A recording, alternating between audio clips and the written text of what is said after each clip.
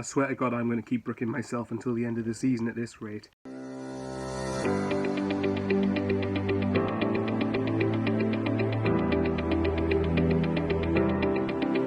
Thank God for that. Oh, yeah, guys. I swear this football club is not good for people's well-being. But, yeah, Sunderland 1, Swindon 0. I did catch bits. I did catch quite a majority of the game, actually. And from what I remember seeing of the game, to be honest, it was largely forgettable. It wasn't. I know that sounds like I'm contradicting myself. It wasn't exactly a great performance. I think in parts of it was pedestrian. I did think that Sunderland did try to go forward. I just think that the final decision making and quality just was lacking tonight, or last night, or on Tuesday night, whenever you're watching this, really.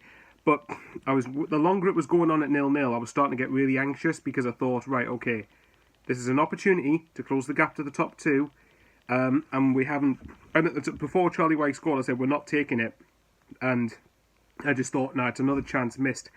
Thankfully, however, a good set piece from Maguire and another good header from Wyke, and I think that's his 19th league goal this season. Might be wrong on that one, but it just says a lot. Wyke's having an unbelievable season, and it was an important 3 points more than most crucially in the mix.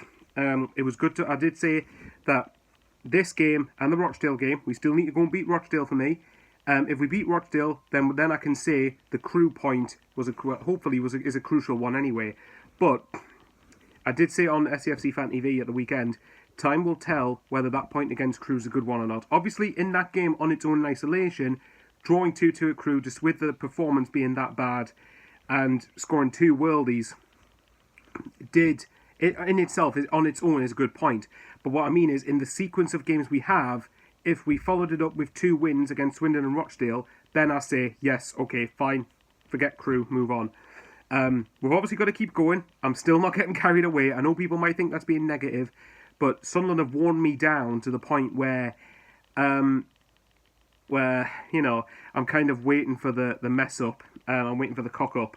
And I'm hoping it doesn't come. I'm hoping that, obviously, I hope we get top 2. I think the league's pretty much gone. I know that obviously anything can happen in the last so many games, but we're requiring Peterborough to really go on a stuttering run of form, and we have to still be ever so consistent. We have to beat Peterborough, and we have to really go on a mental winning streak, and I still have me doubts on whether we're going to do that. Not that we're not capable of it, because I think we are, and I think Lee Johnson's definitely capable of getting... sorry, Thane, if you're watching. I think Lee Johnson's definitely more than capable of getting this side promoted, but it's all about the application levels. It's the same thing I keep banging on about every week. It's application. The quality's there. Go and show it.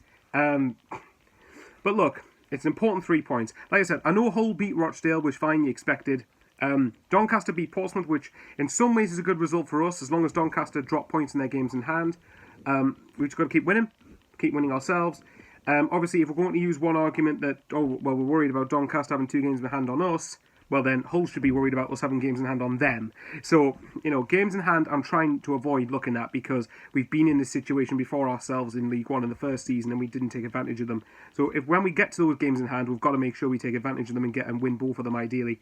But in saying that, obviously Portsmouth got beat, Peterborough dropped points, and Lincoln got beat. That's huge. That's very, very huge news. We've just, like I said, I know I'm repeating myself, and I'm literally like on repeat over and over again, but I'm just keeping level-headed. We've got to continue the application, and in some ways that Crewe game could, and I stress this, could, we don't know if it will be yet, but it could be a good thing, because Sunderland took a point in a game that they did not deserve anything out of, in my opinion.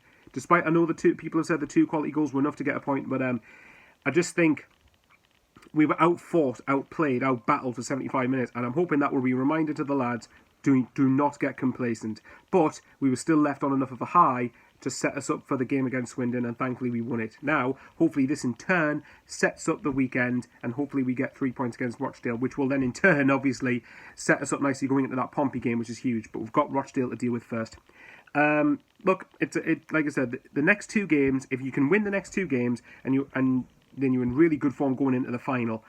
I've rambled on enough. Hopefully, we continue to go on a good winning streak. We've got 15 games left in the league, I believe, and I think to have a realistic chance of automatic promotion, we need to win at least 10 of them. Whether we do that or not, I don't know. Hopefully it's a yes, but time will tell. I love you and leave you there, guys. Waffled on long enough. Thanks for watching. Like, comment, and subscribe. It means the world. And thanks again for your support. And stay safe. See you in a few days.